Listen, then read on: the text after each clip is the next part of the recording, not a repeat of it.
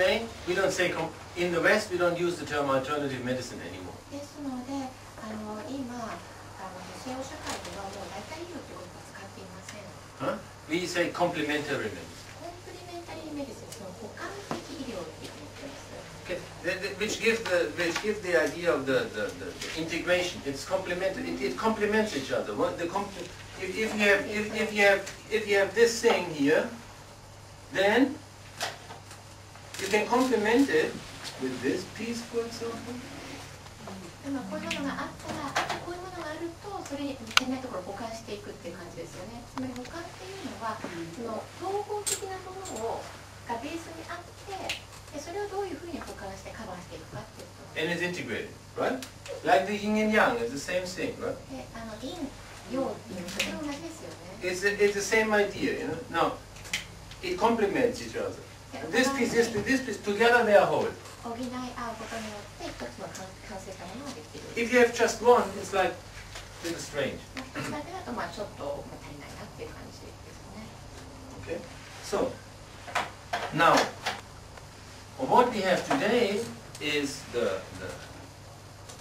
also how do we call the normal medicine we have today? We call it university medicine. Also, this term is not so good, but it describes the idea, or you can call it Western medicine or whatsoever. それからいわゆる医学あるいは医療というものを何というのかというと、ユニバーシティメディシン、大学医療っていうふうに言います。これも必ずしも正しいことではないかもしれませんけど、大体意味は伝わると思います。大学医療あるいは西欧式の医療ということですね。So we say the medicine which is being taught at the medical university, more or less all over the civilized world, is one type of medicine.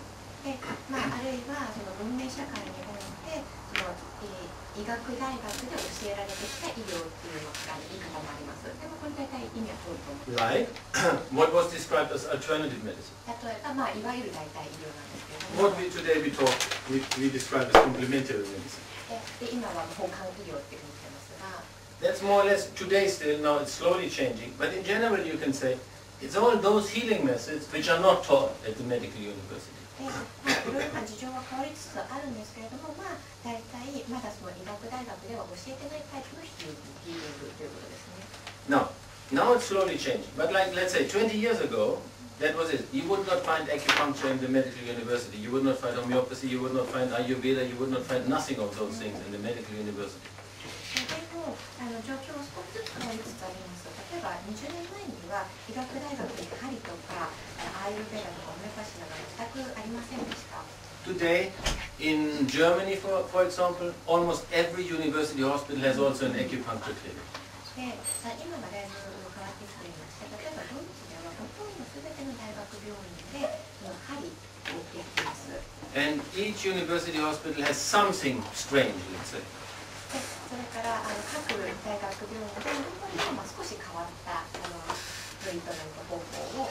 So one they have a homeopathy clinic, and the other ones they have an Ayurveda clinic, and still the other ones they do energy medicine. So everybody does something, you know, to justify that. No, we are also doing something different.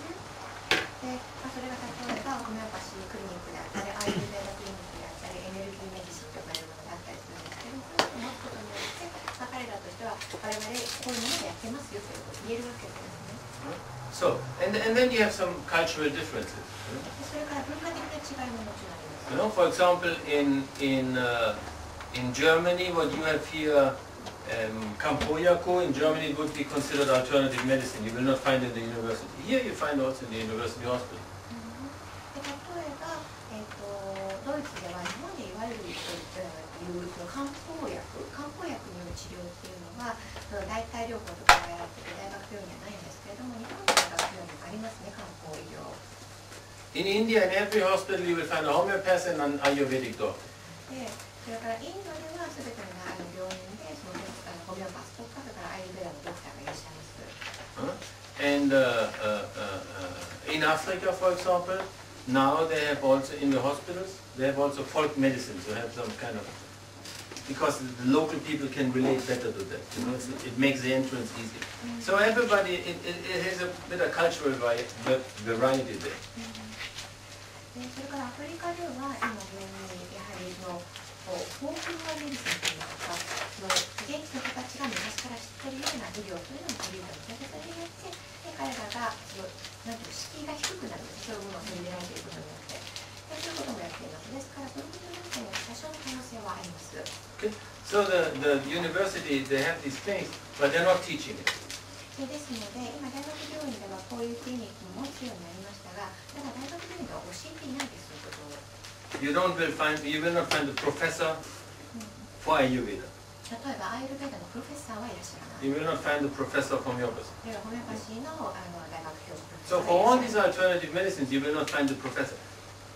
It's not being taught.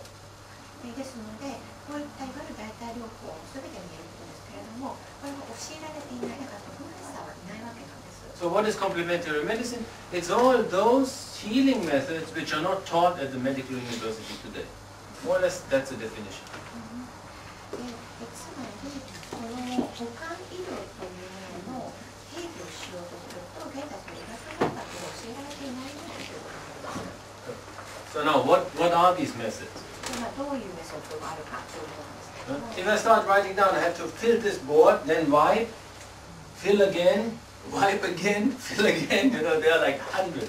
でも本当に何百という種類のタイプの介療法にはあるので、ここに書こうと思ったら3回ぐらい消さなきゃいけないぐらいなんですけれども。Some are more famous, some are less famous. よく知られているものもそれほどではないものもあります。Somebody knows, everybody knows. で、みんなが知っているものもあれば、非常に限られた人しか知らないものもあります。Okay, why do these methods exist? どうしてそういうメソッドが存在するのか。They exist because they've proved helpful. Otherwise, it wouldn't exist. なぜかというと、やはりそれが助けになるということを証明されてきているからですね。You know, nobody carries forward something which doesn't work. で、実際何も役に立たないものでしたら、もうそれは次の世代にはつながらないわけですよね。Okay, so therefore, the age of a therapy method says something about its value. ですので、どのくらいの歴史があるかということによってを見ると、そのやり方にどのくらい価値があるかということをある程度判断がつきます。So if this method was invented 1 year ago, then it's one thing. If it was invented 1,000 years ago, then it means something else. ですので、その1年前に発見されたこのやり方と1000年前に発見されたやり方ではやっぱり全然違うわけです。So the method which has been invented 1 year ago, in 10 years whether it's still there, we don't know. で、例えば1年前にそのやり方が発明されたメソッドであれば10年後にもあるかどうかわからないわけですね。But the method which has been invented 5,000 years ago, there's a very high probability that in 50 years it's still there. でも、もし5000年前に発明された方法であれば、おそらく50年後もあるだろうということは言えます。可能性かなり高いですね。So today you see that today healing method is shamanism. で、こういったヒーリングのメソッドというのは全てある意味そのシャーマニズムなんですね。We found in northern Italy, we found this Ötzi. I don't know whether you know Ötzi. Is a shaman who died 5,000 years ago and ended up deep frozen, and they discovered him, and we could find even what he had in his pocket, what was in his stomach, what he had eaten. Everything. This shaman, 5,000 years ago in the Alps, he had an accident and died and was deep frozen. And he was discovered like 15 years ago. And he was discovered because he was immediately deep frozen, he was discovered like as if he would have died yesterday. So they found everything that was in his pocket, what he had in his stomach, everything could be analyzed.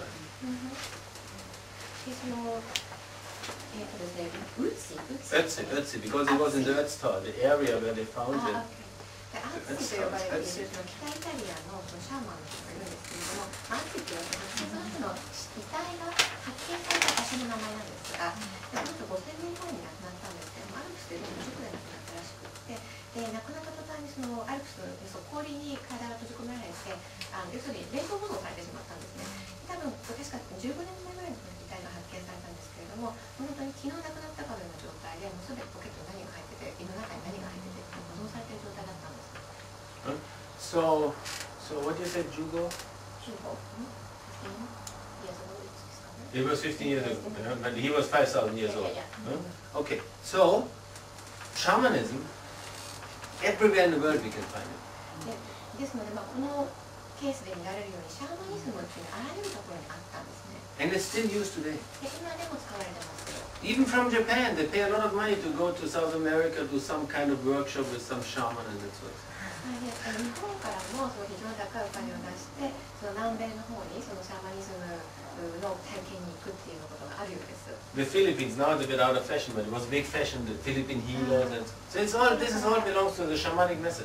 フィリピンでも、ちょっと今下火ですけれども、フィリピンのそのシャーマンの人に会いに行くっていう文だったことがありました。あらゆるところにシャーマニズムっていうのが存在するんです。And anyway, how longer the method exists, the more we can think that this method is valuable. ですので、長く存在していたものであればあるほど、そこには一定の信頼性があるということが言えます。That, for example, gives some credit to homeopathy. そういった考え方によってホメオパシーにもやはり信頼性があるということが言えるわけです。It doesn't exist since 5,000 years like acupuncture, but it exists since almost 250 years, so it has a certain age. 針のように、針の治療のように5000年前からあるわけではありませんけれども、現在ホメオパシーに250年ほどの歴史がありますので、それだけ残っていたことには有名です。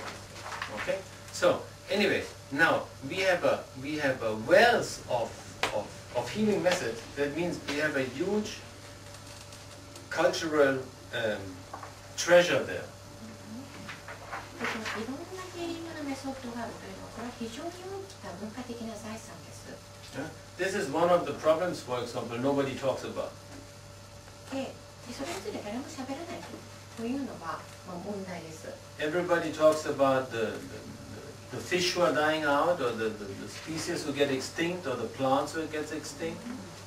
この魚の種類が絶滅しそうだとか、この動物が絶滅してしまったとか、そういうことはみんな話題にするんですけれども。Nobody talks about the knowledge which gets extinct. ただ、そのなくなってしまう知識について話する人がいます。We have very high cultural knowledge about healing, knowledge about nature, about many things, which is being extinct because these people die, and then they're not there anymore, and the knowledge dies with them. 人が亡くなっていくことによって失われてしまうヒーリングとか自然とかいろんなことに対する文化的な知識っていうのがあります。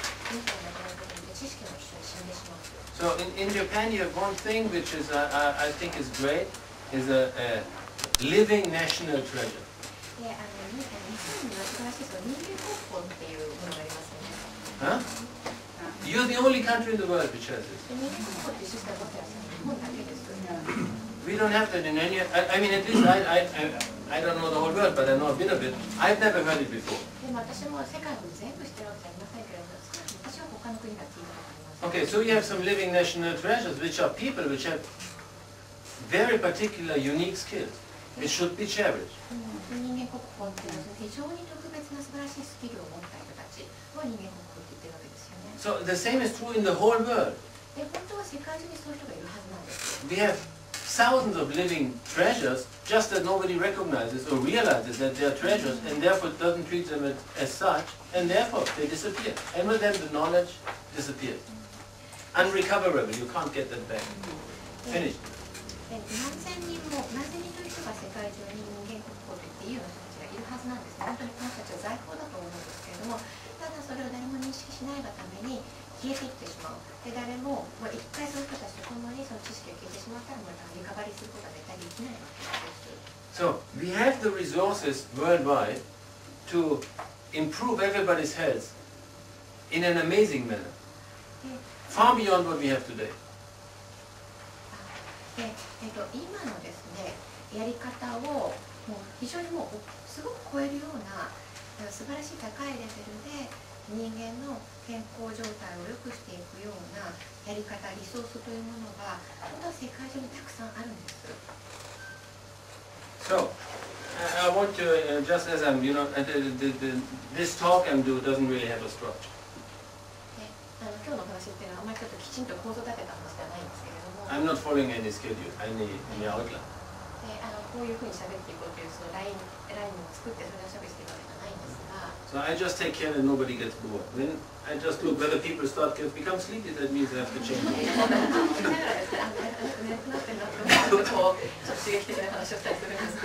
Okay, so I want to introduce you to a few concepts. For example, in homeopathy we have a concept which is called similibus currentur. シミリア・シミリボス・コレントっていう Okay, so this is Latin. これラテン語なんですが、こういう言い方がホメオパシーにあります。In medicine we use Latin. We like to use Latin. 医学ではラテン語を使うんですけれども。Because in Latin you can express the most simple realities in a way that it sounds very complicated. なぜラテン語を使うかというと、非常にシンプルな現実について、いかにも複雑に聞こえるように言うことができるかといった感じでラテン語を使うんです。And nobody else understands it usually. で、普通は誰もわかんないですね、ラテン語。So we have simile mos currente. It means you should treat the same with the same. これどういうことを意味するかというと、同じもので同じものを治療しなければいけないということなんです。So that means there should be a similarity that what you treat and what you treat it with. So the sickness and the treatments, somehow they should be similar. これどういう意味かというと、その病気と治療との間、治療方法との間には何かしらの類似性がなくてはいけないということなんです。So this has become famous for homeopathy. If you write this somewhere, it means homeopathy. ですので、これが書いてあれば、ホメオパシーかなということが分かりますけど、ホメオパシーでは有名なフレーズなんです。Because this was Hahnemann's statement. Hahnemann, the guy who invented homeopathy, this was his statement. This was the essence of his message. これはそのホメオパシーを見つけ出した最初に発見したハーネマンという人の言葉なんですけれども、これがそのハーネマンの言っていたことのエッセンス、大事な部分です。Okay? In reality, this is true for all of medicine. でも実際にはこれはホメオパシーだけではなくて、すべての医療に対して言えることです。Okay? So, we're talking about complementary medicine, right?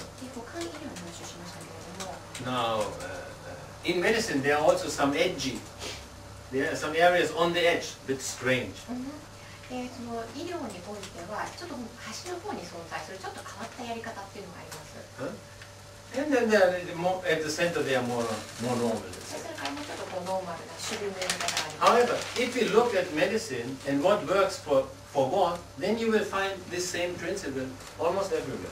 でもいろんなですので、その医療といってもいろんな方法があるんですが、どこを見ても何がその実際功を奏しているかっていうと、その功を奏しているところにはこのルールが存在するんです。That the therapeutic intervention needs to be similar with the disease. でつまりその治療の方法というのはその病気そのものと類似性がなくてはいけないということです。For example, one basic differentiation we can do in medicine, what we do actually in medicine, is between the body and the mind. 医療ということで、実際に何をしているかというと、心と体があるわけですね、精神の体があるわけなんですけども。We do this also in university medicine. これは大学医療でも同じことです。Everything the body.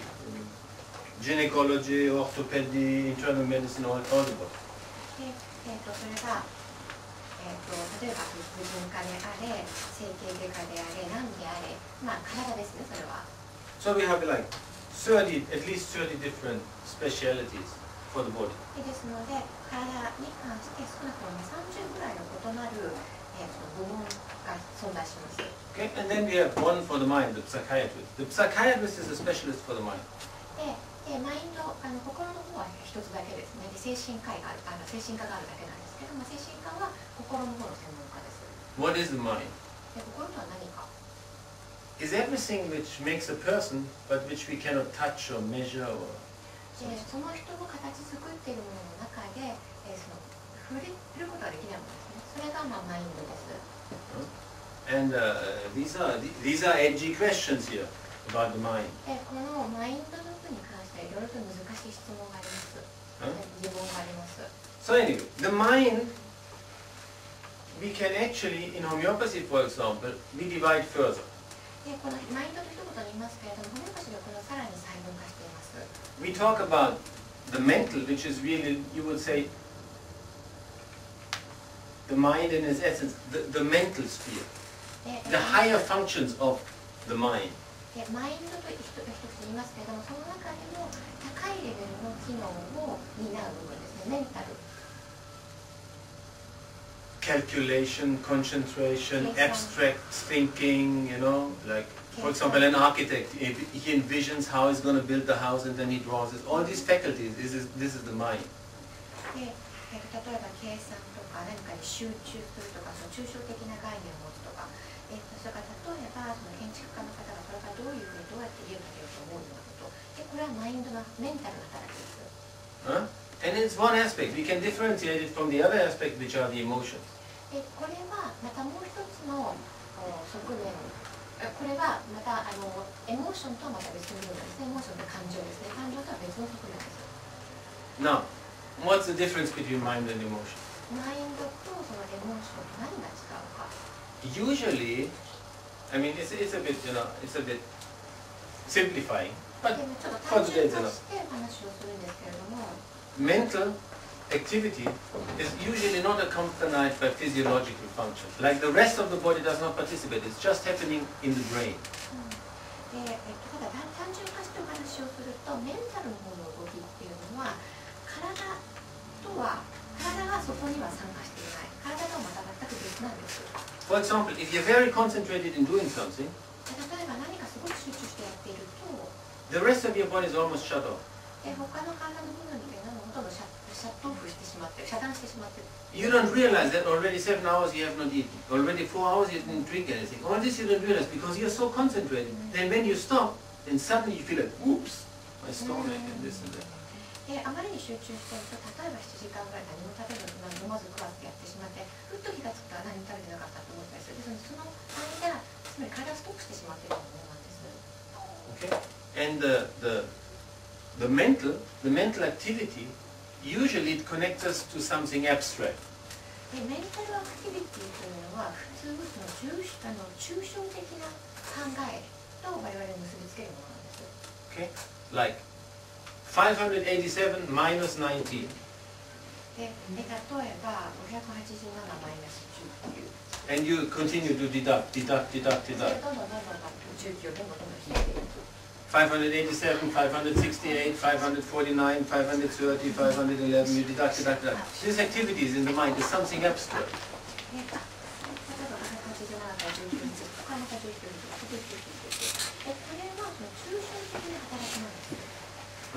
Now, the emotion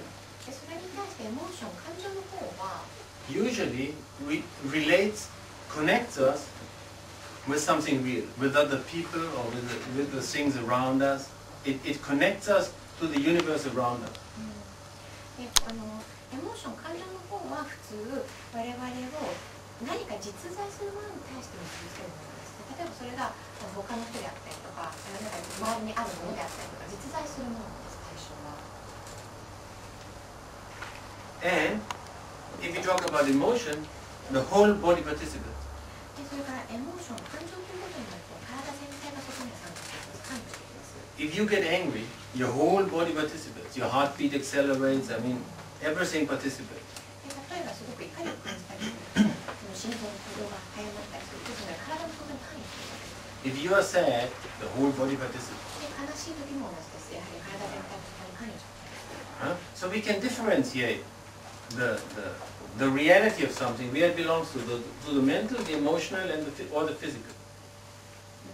ですので、ここがそのメンタルの部分とエモーショナルの部分の違うところですね。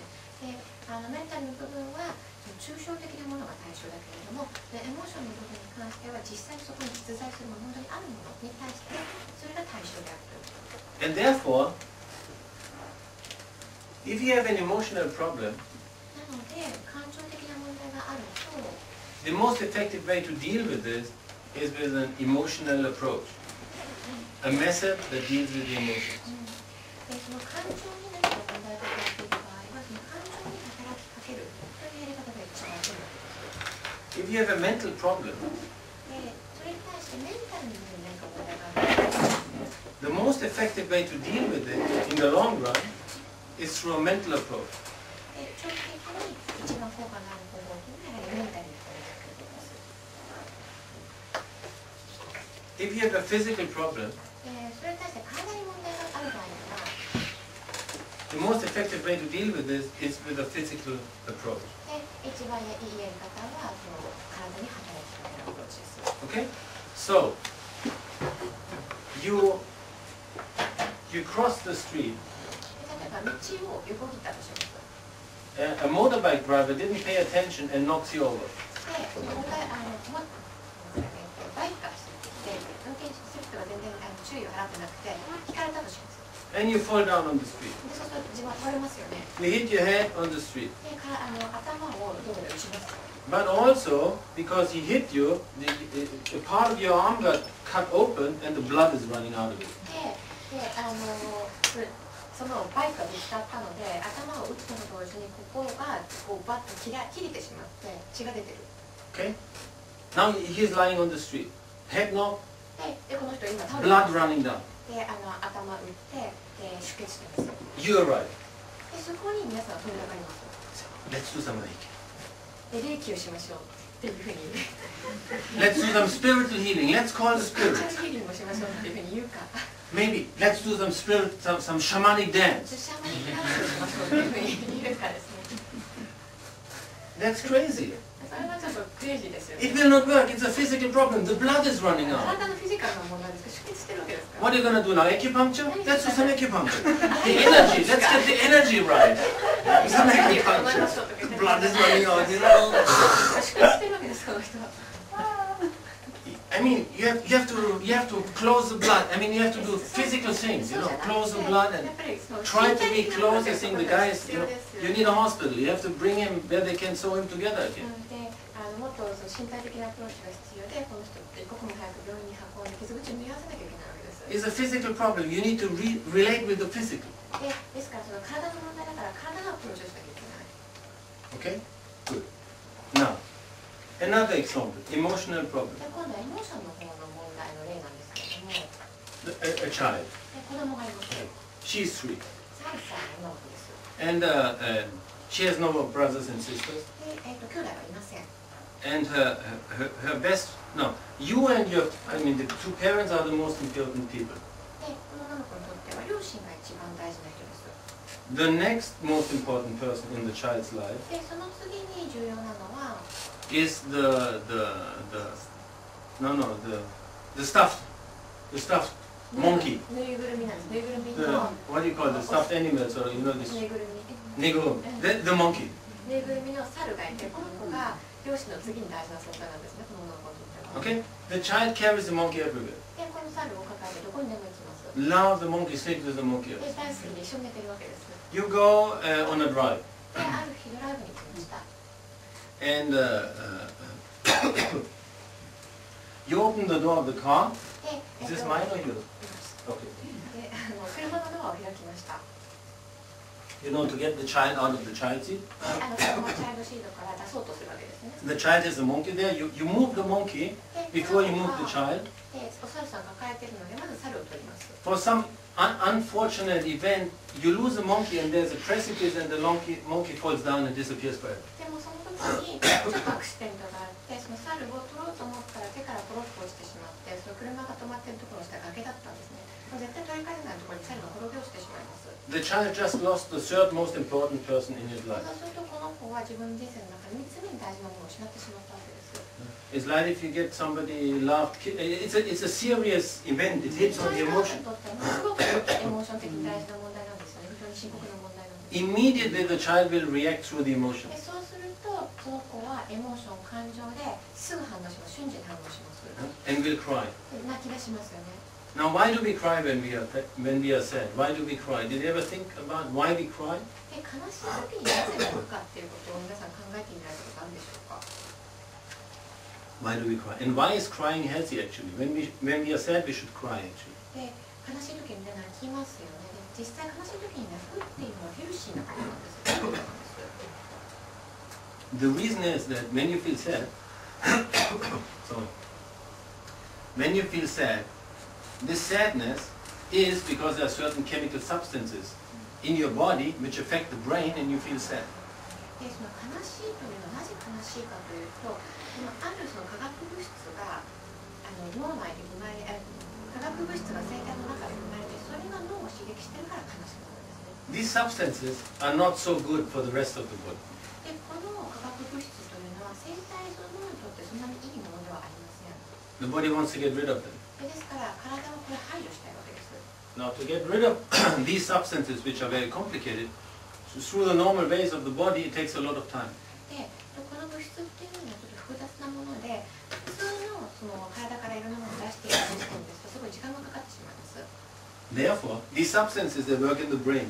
で、この物質っていうのはその脳に負担がかけてるわけです。そんなにあるわけです。 Therefore, how do we normally eliminate our garbage from the body? で、その体から普通いらないもの、要するにゴミをどうやって出すかというと、 Stool or urine, 普通はその便と尿ですよね。 and maybe sweat. で、それから汗。 And then another through the breath also you can do. で、あとまあ息もありますけれども、 Now, this stuff is working in the brain. でもこの物質は頭にある、脳にある。 From here down here is a long way. で、ここから下まではちょっと長い距離なわけです。 The body wants to get rid of that stuff as fast as possible. でも体としてはそういったことをできるだけ早く排除してしまって出してしまいたい。 And therefore, it discharges these substances through your tears. ということで、その涙を通じて出すんです。 So by crying, 泣くことによって、 these tears is not water. They're loaded with chemicals which the body wants to get rid of. And by crying, it gets rid of the chemicals as fast as possible. And therefore, the damage is as limited as possible. その悲しくなると、その悲しみのそのによって現れるその化学物質っていうのを、そのこれ涙っていう中の水じゃないんです。その物質が涙の中に入ってるんです。で、これをできるだけ早く体から出したいがために、その涙の中に入れて出してるんです。 For example, で、そうすることによってダメージが最小限の抑えられます。 one thing which is beautiful in the Jewish religion is they have this wall of complaint. They have this wall where you go to cry and to complain and to all this stuff. ですね、だからジュイッシュの方、そのユダヤ教の中で、ここの壁に行って、ここに行って泣いたりとか文句言ったりするっていうのがありますね。 So if you have some sorrow or some pain, you go there and you go, そこに行って悲しいことがあって、こういうふうに and it goes out, finished. Afterwards, you're okay そうい again. うことは出してすっきりしたら、そこで終わりになる。 If you keep all this poison inside, it will keep working in you, and maybe after 20 years, you're still having the after effect. で、それを出さずに自分の中でその毒を止めてしまうと、もう20年経ってもしかしたら中にあるかもしれないです。 So anyway, here's our child. で、またさっきの女の子に戻りますけれども、 Now what are you going to do? 泣いてるわけです。大泣きしてる。で、この時にどうしてますか？ You know, I mean, I don't know whether you have the experience, but a crying child is not the most pleasant thing in the world. で、皆さんご経験あるかどうかわかりませんけれども、大泣きしてる子供っていうのは、それほど見てて気持ちのいいものではないわけです。 You want to cool the child down. なんか何とかしてなだめたいと思います。 Now we'll be dealing with an emotional problem. で、これはエモーションの問題です。感情の問題です。 We could intervene with a physical method. で、それに例えば体的なアプローチ、身体的なアプローチで介入する。 For example, 例えば、 a drug, allopathic medicine, アロパシーの薬を与 a tranquilizer, える。鎮静剤ですね。like Valium, バリウムみたいな。diazepam. ディアセバンとか。 Okay? So the child is there. 泣いているわけですよ。 You say, just a ちょっ second. と待ってね。 You take a little spoon out, で、スプーン出してきて、 pull out the Valium, バリウムを出してき open, て、 10 drops. で、10滴垂らして、 And you give the Valium to the child, if it will take it. Okay? How long will it take for the Valium to act? で、この場合、バリウムどのぐらいだったら効果を出していいでしょうか。 It will take 30 to 40 minutes もう before it has effect. 30分か40分ぐらいでね、かかります。 And in these 30, 40 minutes, the emotional problem will continue. It will, because it's not similar. This is emotional and you're giving something physical. Until it fits together, you know, it's a problem. で、この薬が効いてくるので30分、40分かかりますから、その間この感情の問題というのは解決されないまま残っているわけです。感情の問題なのに、体的な身体的なアプローチをしているからです。 Okay? Or you can use a mental approach. で、あるいはメンタルなアプローチをすることもできます。 And you teach this child. で、これ教えようとするわけですよね。You say, listen, child, this life is something complicated. で、これが今度聞きなさいと、人生っていうのはすごく Sometimes you get what you want, sometimes you don't get what you want. In life, we have something which is called loss. Loss is something you need to learn to deal with. で、人生の中で手に入るものもあるし、手に入らないものもあるし、それから何かを失うっていう経験もあるし、それは学ぶしかないんだよっていうふうに言ったとします。 You start this kind of intervention, not only the child will not get well, it will get even worse. で、そしたら子供の状態は良くなるどころか多分悪くなりますよね。Because it's not similar, it doesn't fit. で、要するにこの類似性がないんです、その状態とアプローチに。What fits? The emotional approach. どうしたらいいかって言って、やはりそのエモーションですから、そのエモーションのアプローチをすることなんです。 What's the best remedy for any emotional problem? 感情的な問題に対してどういうアプローチが一番いいかというと、どんな感情であるんですね。You're all in the healing field more or less, right? Otherwise you wouldn't be here.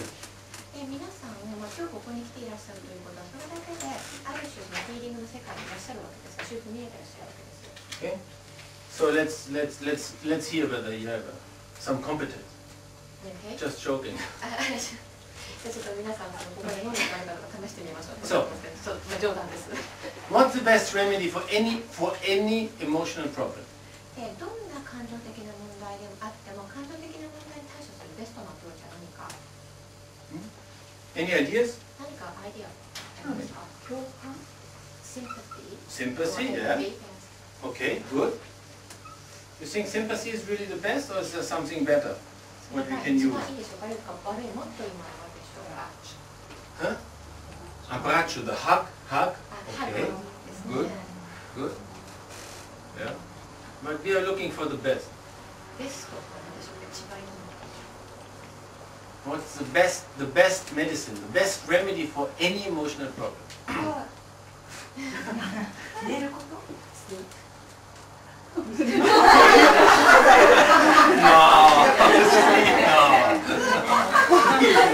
Sleep will not resolve anything. Sleep will not. I like that, yeah, but it will not resolve anything.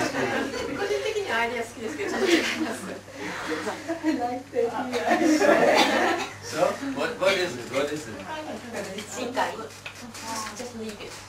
Just leave it. For the next 20 years. Okay. Huh?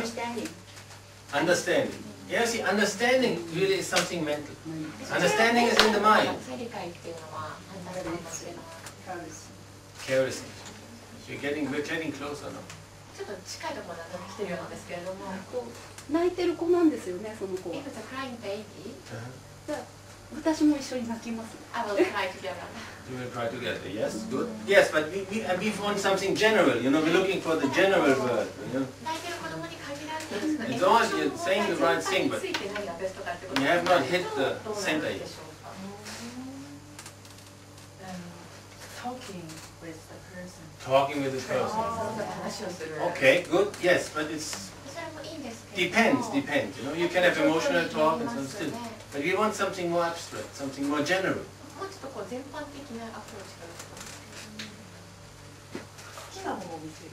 So show something that person likes. The best remedy for any emotional problems is called love. Love. Hugging, yes, is part of love. But the concept is love. You give love, the person will get healed. Somebody is severely depressed. By chance, he or she falls in love. He's healed. Depression is gone. Any emotional problem you have, lack of self, you're suffering from lack of self-confidence. Okay? You fall in love. Huh? Somebody falls in love with you. You have this beautiful person walking around with you. You feel in all this love, your self-confidence, suddenly, you don't have lack of self-confidence anymore.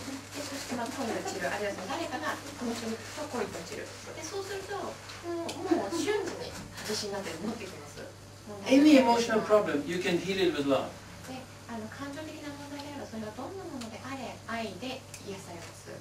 Okay, so why does the emotional problem develop in the first place?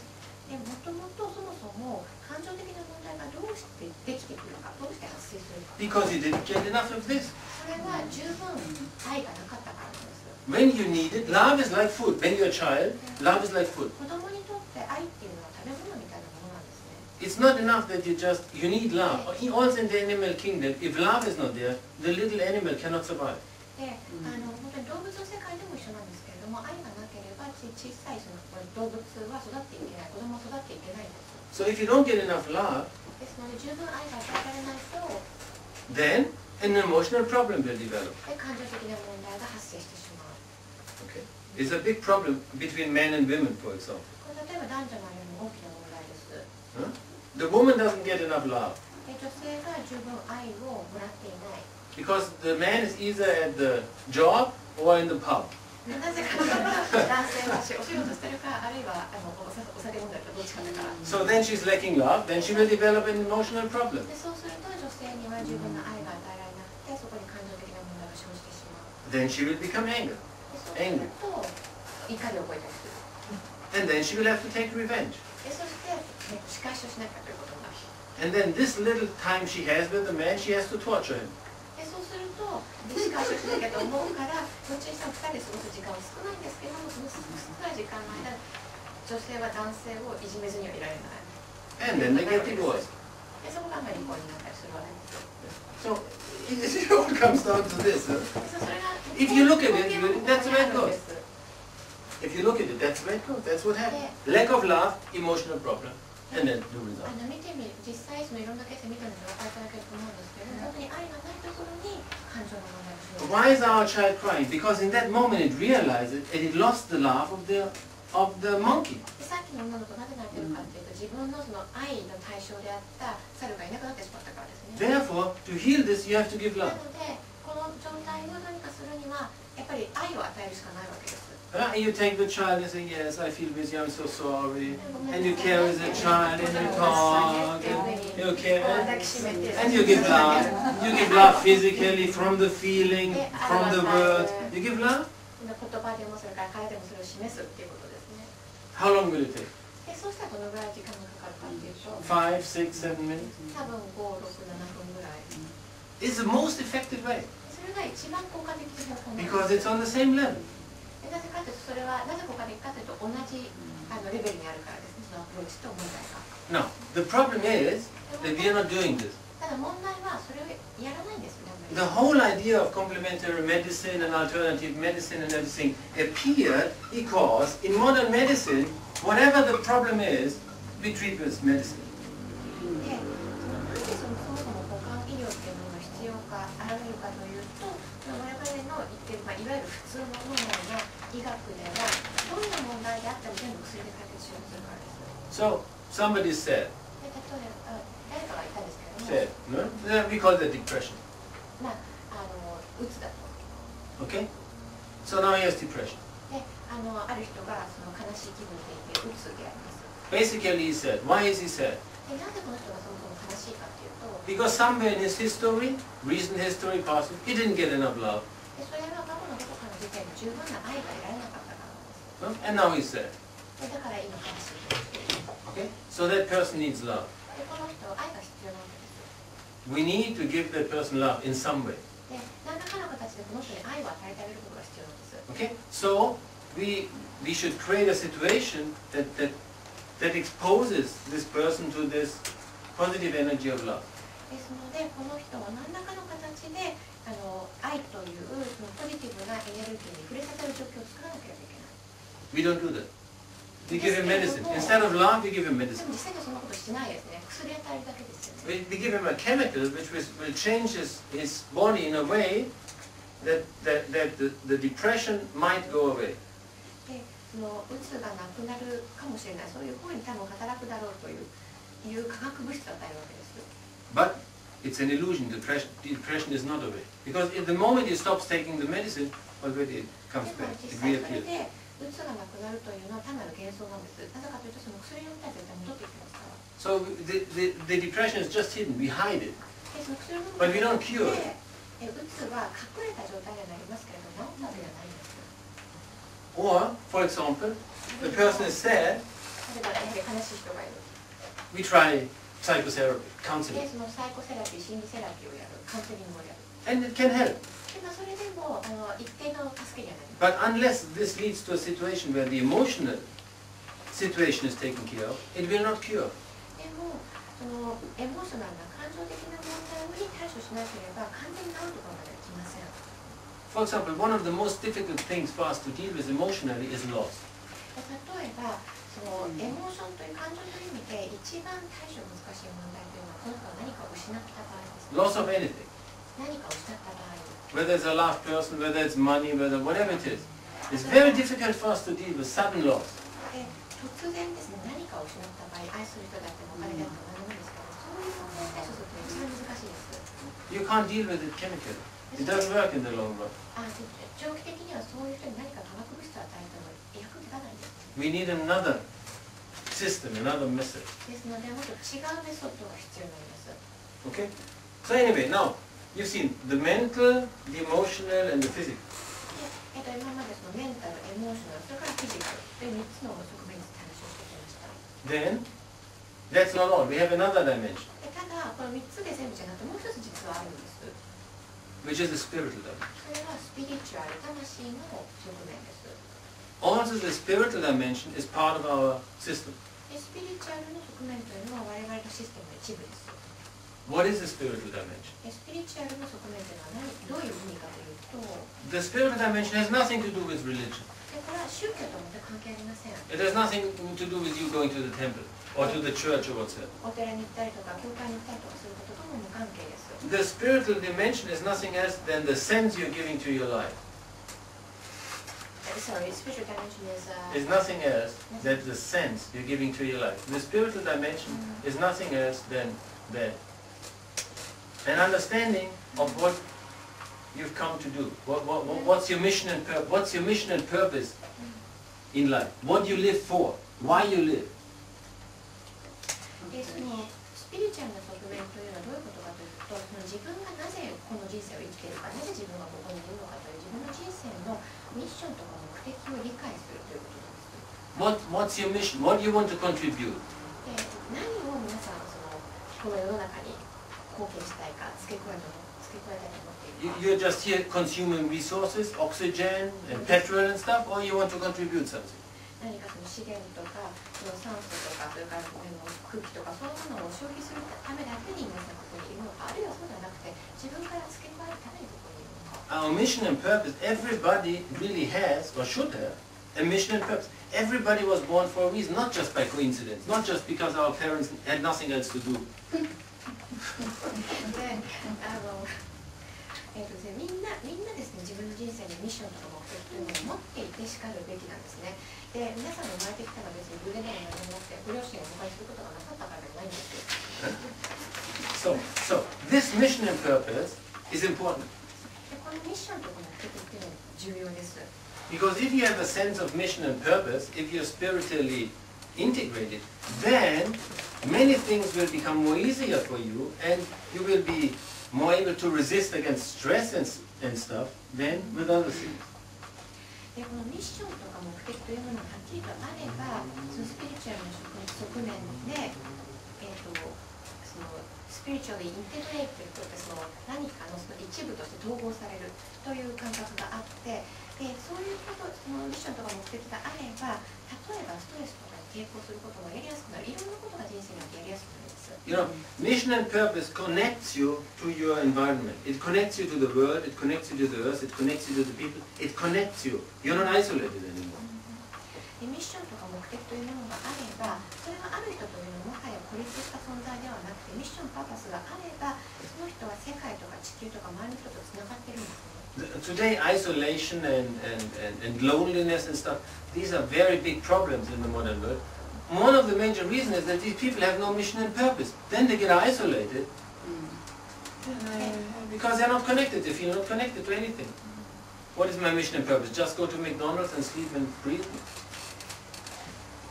で、今その現代の世界においてはその孤独とか寂しさっていうのが非常に大きな問題になってますけど、なぜそういうことになるかというと、そもそもやはりこのミッションとか目的というのはないからなんですね。Now, if you're connected with your mission and purpose, then automatically your health level will improve. で、このしっかりとしたミッション、目的というものがあれば、もう自動的に健康なレベルが上がります。Therefore, we have a lot of therapies, a lot of therapeutic intervention which deal with your mission and purpose. ですからこそ、そのミッションとか目的といったものを扱うそのセラピーなんかがたくさんあるんですね、世の中には。 So something which gives you information which makes that your life starts to make sense. でそのなぜ自分がこういう人生を歩んでいるのかということに意味を与えるような情報を与えてくれる、そういうセラピーがたくさんあります。 Like our soma is very popular in 例えば Japan. アラソーマーも日 It 本 helps you to connect you because you get understanding. It connects me. You have a chance to discover your mission and purpose. And if you discover your mission and purpose, then slowly you're better integrated. If you're better integrated, your whole organism functions better, and it has a healing effect. で自分の例えばそのオーラソーマといったものによって、自分のミッションとか目的というものを理解することができれば、そうすれば自分はその統合的な存在の一つの一部となって生体の機能も高まりますし、ヒーリングのプロセスが始まります。 Not for a guy lying down on the road with the arm bleeding. You say, think about your mission and purpose.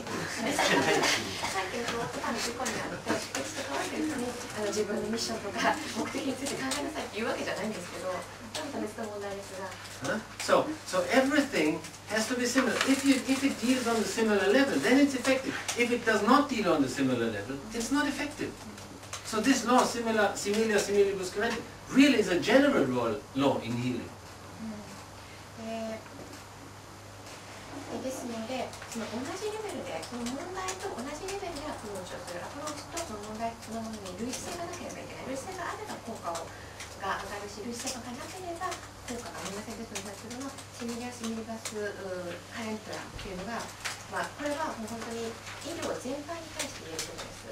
For example, 例えば、 you go to the psychiatrist. で精神科医にかかるとします。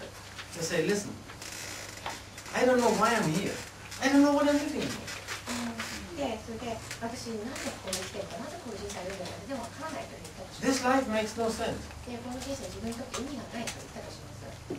You will be diagnosed with depression. で、そうしたらうつっていう診断がされます。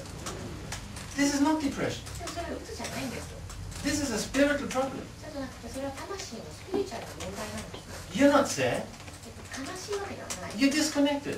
ただそのコネクトされてないんですね。 The tranquilizer will not help you. つながっていない。だからそこで鎮静剤が与えられても役に立たないんですよ。 So, but this is what we do. でも実際、鎮静剤多分出るでしょう。 This person needs other kind of therapy. This person needs to be reconnected with something.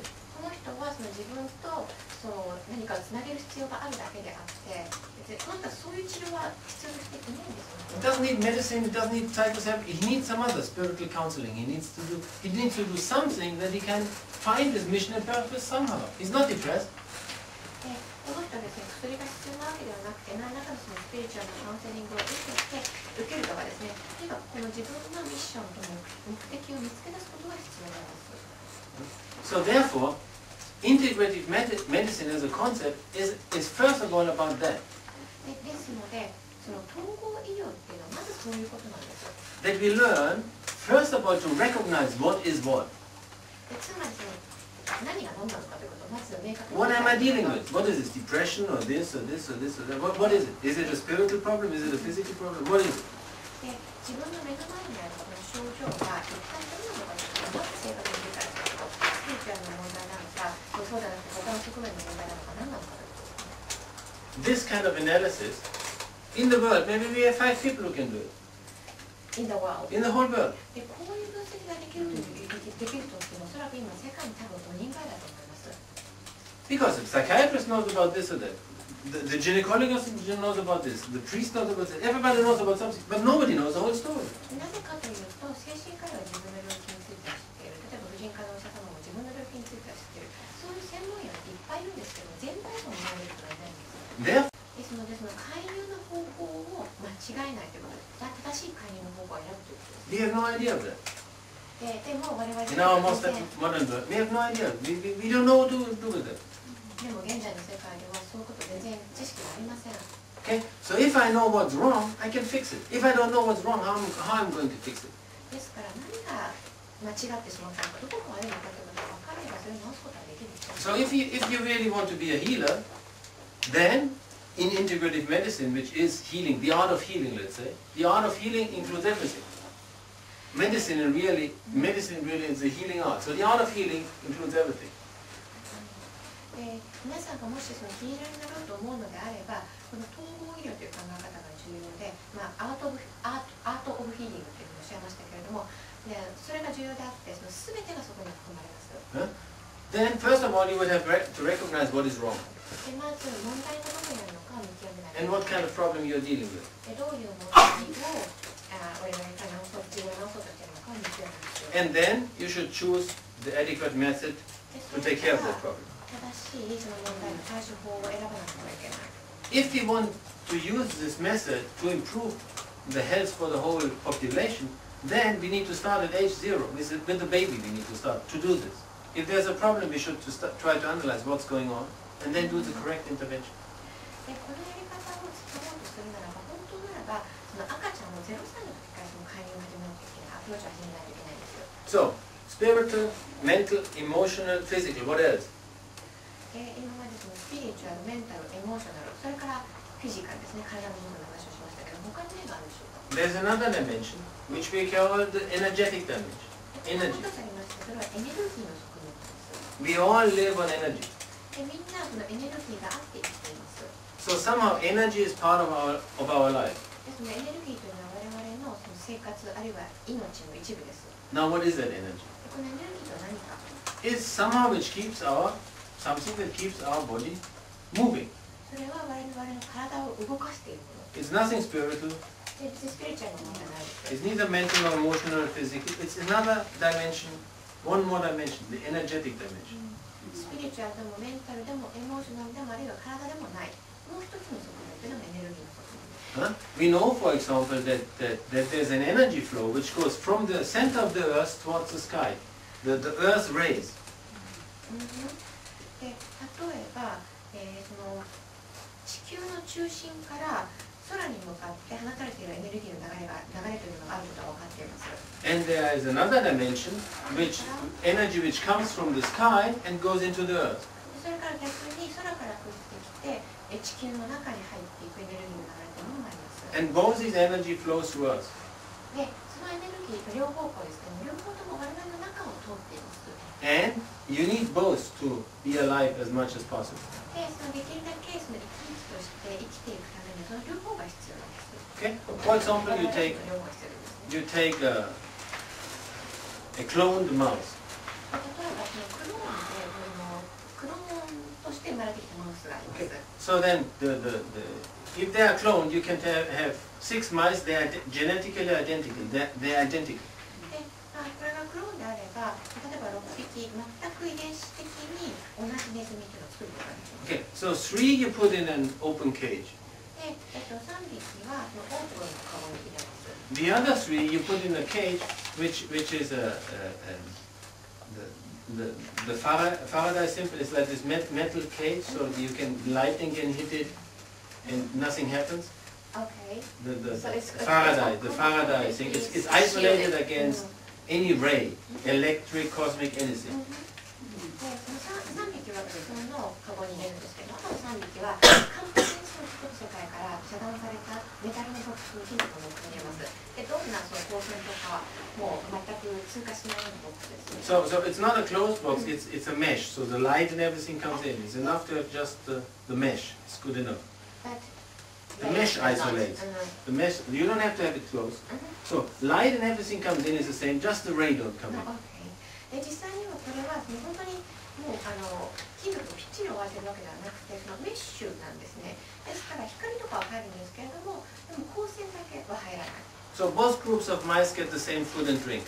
で、その両方のグループとも同じ食べ物を食べる。 After a month and a half, the group which is living isolated from the rays, from the cosmic and earth rays, is 40% smaller than the other group. で、それで1ヶ月半観察をすると、1ヶ月半に経って比べてみると、この金属のメッシュに入っていた方のマウスっていうのは他のマウス、もう1個のマウスよりも 40% ぐらいちっちゃいんです、体が。So these rays which are there, which we cannot see, we need for our life to function well.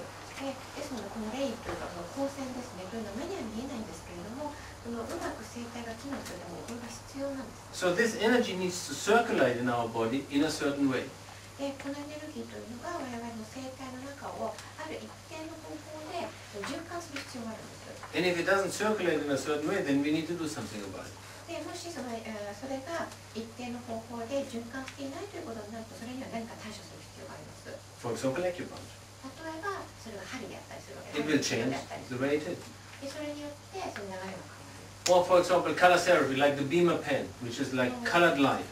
そのビーマペンというのはカラーセラピーがありますけども、そういうので As if these rays connect us with the universe, the light, it connects with the ambience and also with the body in the same time, and therefore it can be effective to correct energetic disturbances. で、この光線というのが我々を取り巻いているその宇宙とつなげてくれる。で、体とその周りの環境をつなげてくれる。で、それによってそのエネルギーの状況を是正してくれます。直してくれます。Okay, so we have again a whole array of therapies which relate to the energetic dimension. And if there's an energetic problem, these therapies are valid. で、そのエネルギーの側面に関するセラピーというものもいくつもあります。So then there's another general rule in healing.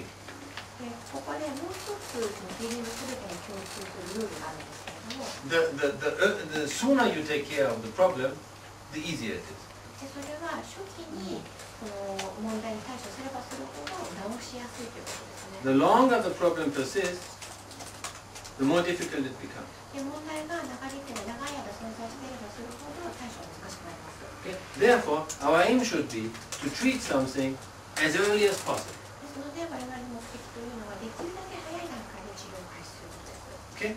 Then we have another law in life sciences, in nature, another principle. で、それからもう一つライフサイエンスというか自然に存在するルールがあるんですけれども、 One thing what we have in life sciences, in life, when we deal with living organisms, there's always movement.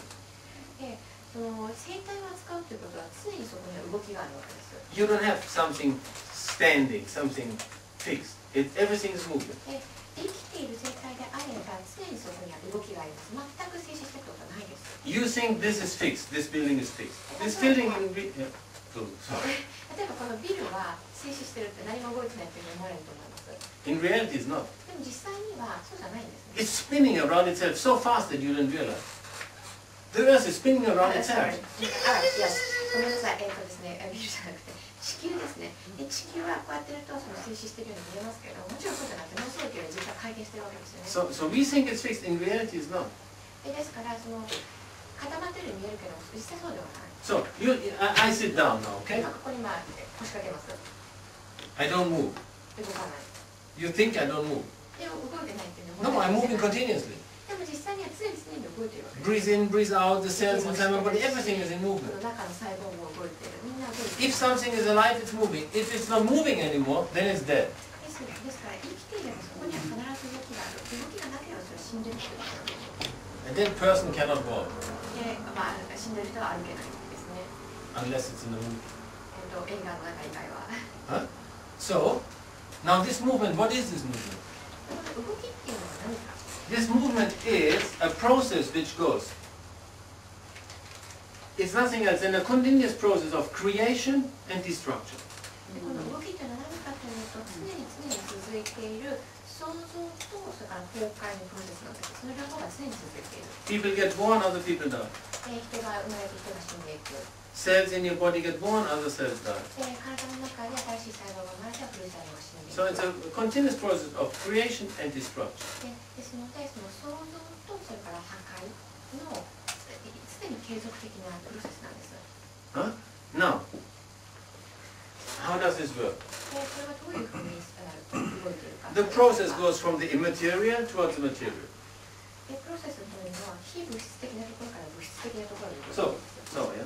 If I take this pen, ここにペンがありますけれども、 this is the material manifestation of a pen. Okay? これはその物質的なペンという存在。 Before this pen came into being, this pen was in the immaterial version.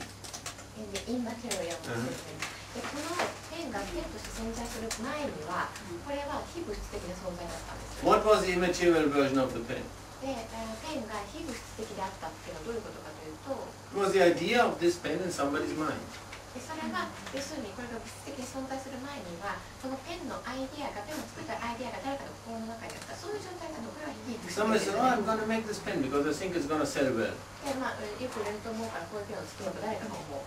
そこから始まるわけです。 It was immaterial. It was in his mind. でそこにはまだ心の中にあるだけ Then, over time, it manifested. でもその後それが形になって物質的な存在になって One day, it will disappear completely. でもある日どこかの時点でこのペンというのは姿を消しますなくなります。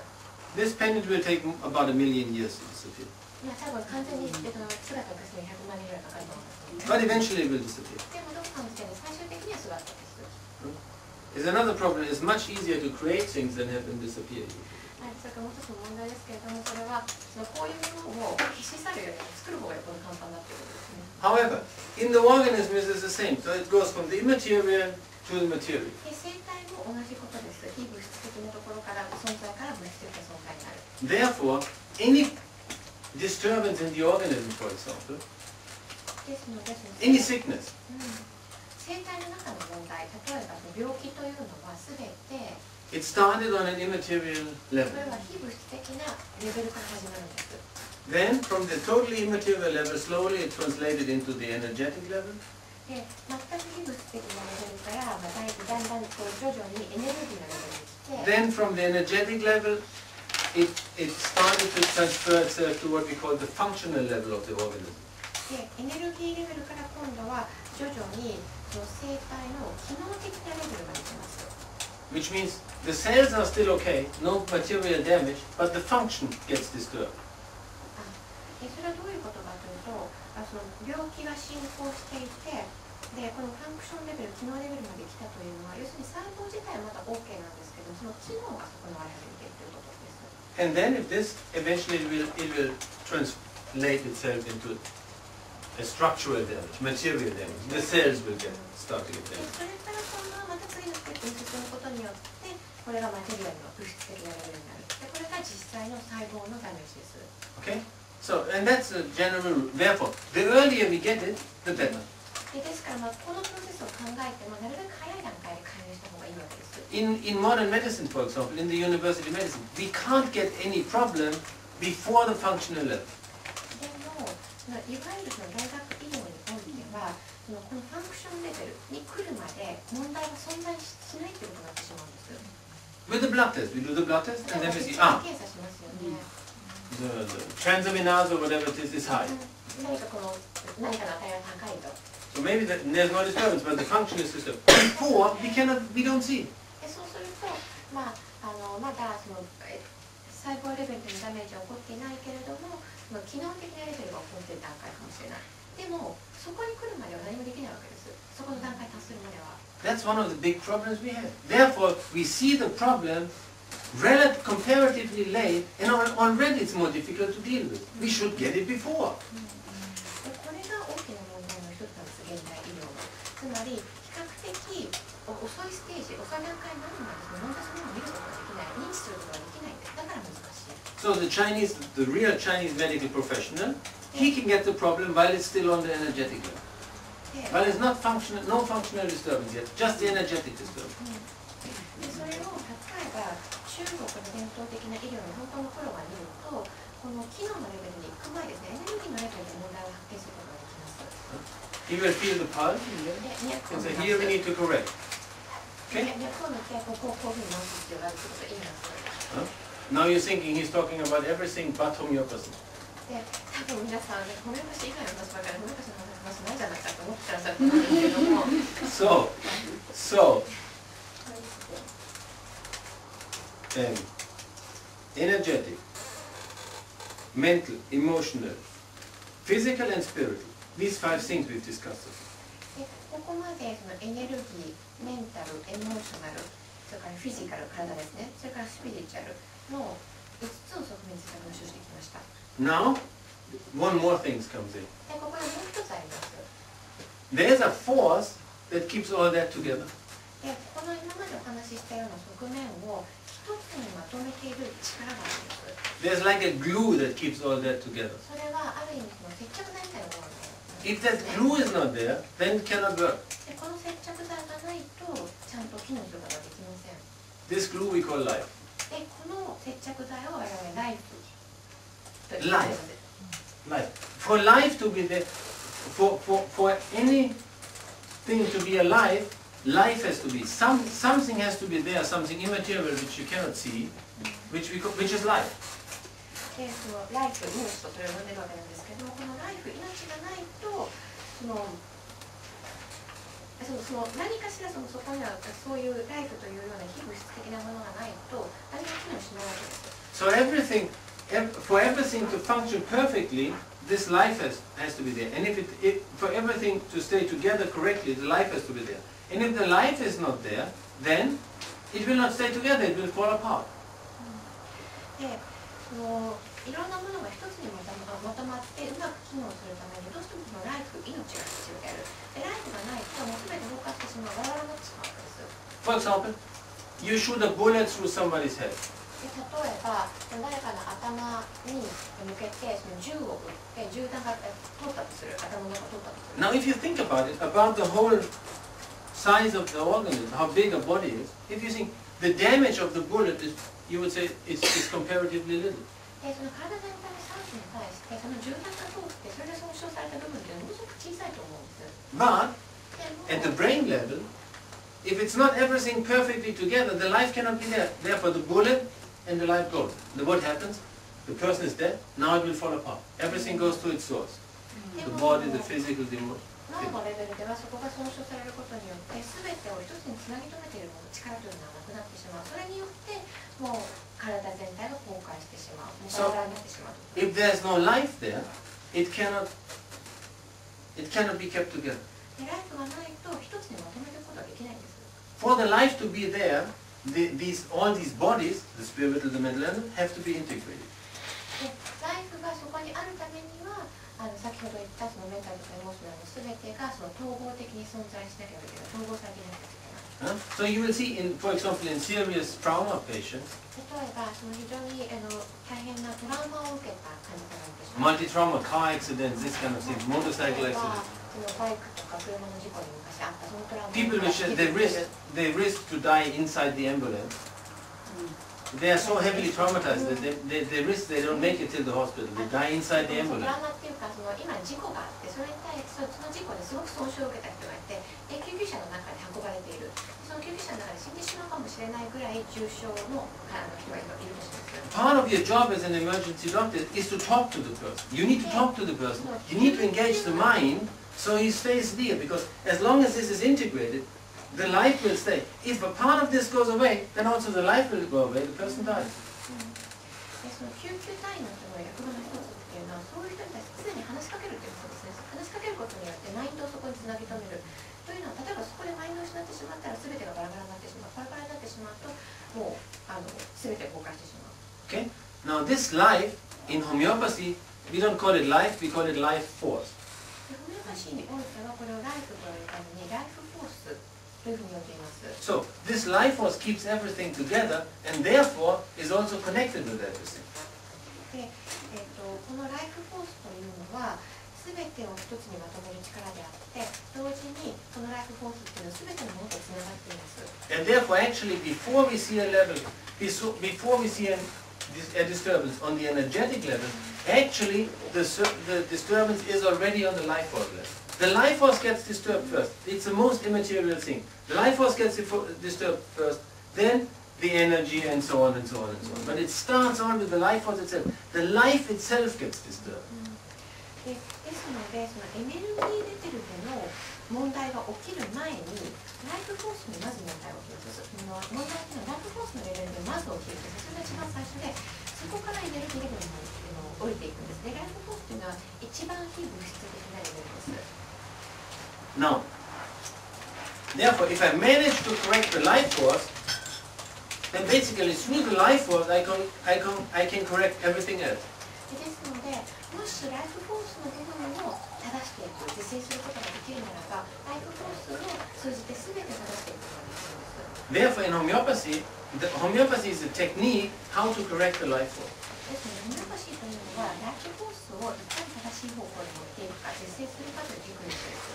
Therefore, in homeopathy, I can treat everything.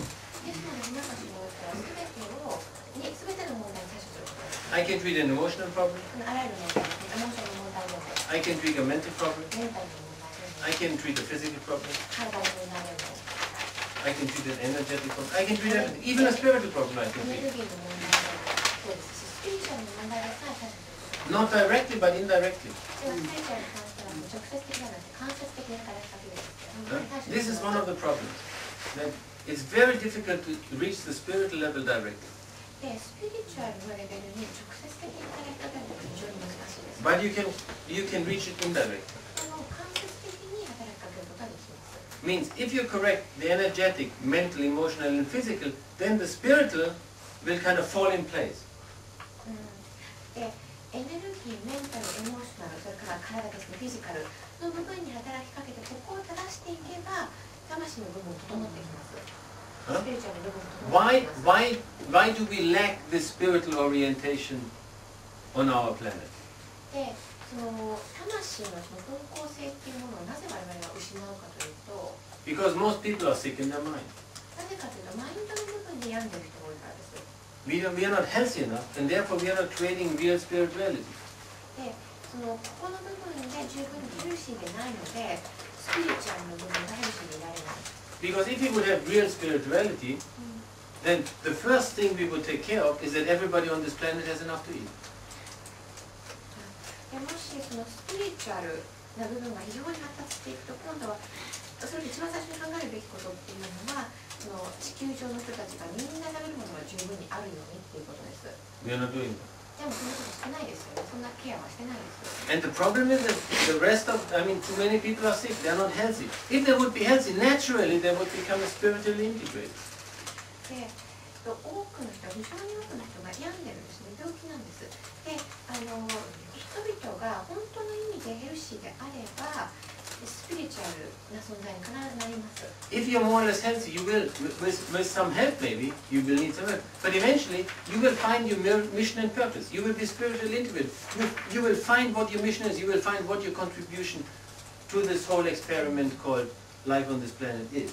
It will happen. で、健康があれば、ヘルシーであれば、ちょっと他からのヘルプも必要かもしれませんけれども、健康であれば、なんで自分がこの人生に生きているのかというミッションとか目標っていうのが必ず見つかるんですよ。で、自分がこの生きているその宇宙でのこの人生の中で自分で何を貢献したいか、自分が何を付け加えたいかというところもヘルシーであれば分かってくる。So therefore, in homeopathy, we use what we call, by influencing the life force, then we are correcting the life force. Automatically, this correction in the life force will translate into correction in the different bodies. で、ライフフォースに影響を与えて、ライフフォースと正しい方向に向けてやれば、是正していくことができれば、自動的に他の側面が整っていくんです。 Of course, to be able to do this, I need some knowledge. でもちろんそれをやるためには知識が必要です。 This knowledge I can acquire. で、この知識というのは学ぶことができます。 You can learn homeopathy, for example. で、皆さんもそのホメオパシーを勉強することができるわけです。 We offer here a course where you can learn homeopathy. で、ここでもコースやってます。ホメオパシーを勉強するためのコースやってます。 You can take a 1-year course, a foundation course, which will give you a basic introduction, or you can take a 3-year course, which will teach you completely how to become a professional homeopath. It's something you can learn. It's not impossible. で、例えばその1年間のコースでしたら、基礎の部分を勉強することができますし、入門的な部分を勉強することができますし、あるいは3年間のコースでしたら、プロのホメオパスのための勉強ができます。ですから、これは学べることであることなんですね。不可能なことではない。 No. What happens? That today, the big problem we have today is very often just working on one level is not enough. で、その今、非常に大きな問題は、その一つのレベルだけで、働きかけをしてしまう。それが大きな問題です。 And therefore, for example, also just working on the life force might not be enough. で、それだけでは十分ではないんです。ですから、そのライフフォースにだけ働きかけるというのも十分ではないかもしれません。 Just the homeopathic remedy cannot do the whole job for you. で、ホメオパシーのレメディだけでも十分ではないかもしれない。 You might have to integrate that intervention with other things. でもしかしたらホメオパシーと何か他のアプローチを統合的に、働きかける必要があるかも、統合的に使う必要があるかもしれない。for example, some energetic approach 例えばエネルギーからのアプローチとかですね。 or some emotional approach それはエモーションのアプローチ。 or even some physical approach, like for example, changing your diet. で例えばその身体的なアプローチ、カロリーを変えるっていうのはアプローチが必要かもしれない。 If you drink 1 liter of whiskey per day, 例えば1日にウイスキー1リットル飲んだとしたら、 the homeopathic remedy is not going to fix that. レメディではこれ解決しません。 If you drink 1 liter of whiskey a day, the homeopathic remedy is not going to fix your liver. You have also to do something on the physical level, otherwise it's not possible. その1日に1リットルウイスキーを飲んでいるとしたら、ホメオパシーのレメディで肝臓を救うことはできないので、やはりそれには身体的なアプローチが必要になります。 The same thing is true in the other way. で、他の言い方もできますね。 That's why we need the integrative medicine. For example, cancer.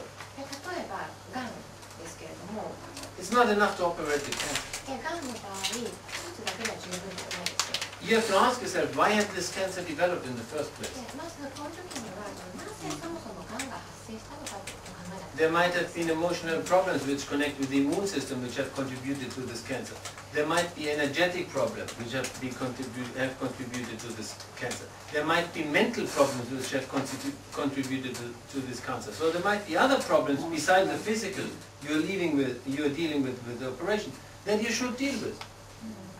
で、そのがんになって手術を受けるというのは身体的なアプローチですよね、手術っていうのは。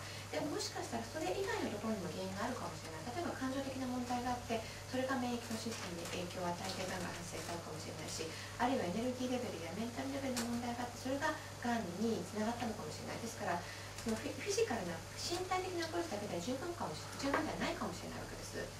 No, the same thing is true. If you think that you can fix cancer just with meditation, then you're very wrong. That's not enough. You can't solve that physical problem that has been growing for 7 years just with meditation. でそれからまた別の方向から見てみると、がんを瞑想だけで治そうと思ったらそれも間違っています。身体的なレベルでも7年ぐらいかけて大きくなってきたものを瞑想だけで治そうとそれはできないわけです。 Or with Reiki. あるいは霊気でも治そうですね。 If you have a malignant tumor this big, でこのぐらいの癖腫があるとしたら、 Reiki will not do it. 霊気だけでは The homeopathic remedy will not ホ do メオパシーのレメディだけでもダメ it. です。 Acupuncture will not do it. 針だけでもダメ All this is not enough. You need something more. でそれだけでは十分ではなくて、他にも何か別のアプローチが必要です。 Huh? So this is the kind of thing that, you know, the problem we have is we have lack of understanding in the university medicine, but we have also lack of understanding in the other field where the alternative medicines are. There's so much confusion, people don't have the ideas right. So they think they can cure cancer with, I don't know what, mantra chanting, マントラ。 mantra chanting, で or whatsoever, you know. うん It's not enough. でそこにその大学の医療とかあるいはその代替医療の問題があるわけです。例えばそのがんを何かお経となることで治そうとしたってそれは無理なわけですね。でそこに非常に混乱が生じています。 Now you say, what you say is not true. Somebody says, what you say is not true. 誰か他の人の皆さんに向かってあなたの言ってることは間違ってあなたの言ってることは本当じゃないって言ったとします。 Because a friend of mine, he had cancer, and he cured himself just with drinking fruit juice. でなぜかというと、私の友達ががんがあったんだけれども、フルーツジュース飲むだけで治したんだからっていうふうに言う人がいるかもしれない。 Yes, it's true. That's possible. でそれもあり得るかもしれない。 But that's not the rule. Rule. That's not the rule. でもそれ That's は the exception. それは例外的なことであって、それはルールじゃないんです。 I know somebody else, he had cancer. で私も他の人で、 He didn't do the operation. でがんがあって、 No chemotherapy, no radiation. 手術も、それから化学療法も、それからラディオセラピーも、放射線療法も受けませんでした。 He just does nothing. Just continued to live his normal life. で、何もしないで普通の生活を送っていた。 No meditation, no diet, no nothing. Just continued. メディテーションも何もしなかったわけです。普通の生活を送ってました。 The cancer went away. でもがんなくなってしまった。 Spontaneous cure. で、これ自然に治った自然治癒です。 It's the exception. It's not the rule. これはルールではなくて例外です。 The rule is that if you do nothing, sooner or later you're dead. で、ルールは何がルールかというと何もしなければそれから返しんでしまうということ。 Then of course the exceptions to the rules are always there. でもちろん常に例外というものはあります。 But we cannot deal with the exceptions. We need to deal with the rules. Otherwise, you know, the majority of people we cannot treat correctly.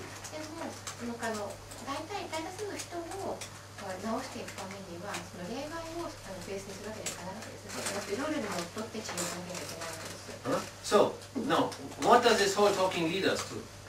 ではどういうことになるかというと、 Eventually, it will lead us to 9 o'clock when the talking will finish. この話が終わった時には最終的には9時になります。 Just joking. Just I see people falling asleep, you know, so I have to wake them up. So now, what does it lead us to? It leads us to the idea that of multidimensionality, something like multidimensional approach. つまり今まで言ってきたことがどういう結論になるかというと、多角的なアプローチが必要になっているわけです。 So we have to try to understand that it's not enough to do just one thing.